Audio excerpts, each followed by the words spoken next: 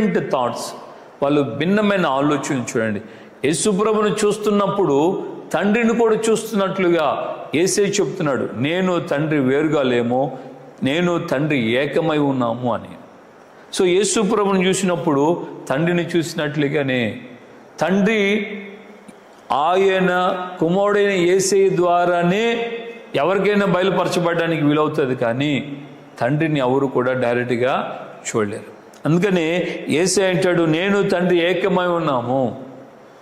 యేసయ్య తండ్రితో కూడా ఆ మాట ధైర్యంగా చెప్తున్నాడు, తండ్రి నీవు నేను ఏకమై ఉన్నలాగునా, మన ఇద్దరం ఏకమై ఉన్నలాగునా వీరు కూడా మనతో ఏకమై ఉండాలని, వీరి కొరకు మాత్రమే కాదు, వీరి వాక్యము ద్వారా ఎవరైతే రక్షణలోకి వస్తున్నారో వారందరూ కూడా మనతో ఏకమై ఉండాలని నేను ప్రార్థన చేస్తున్నానని ఈ గెత్సెమనే ప్రార్థన గురించి యోహాను సువార్తలోనే మనం చూస్తాం 17వ అధ్యాయంలో.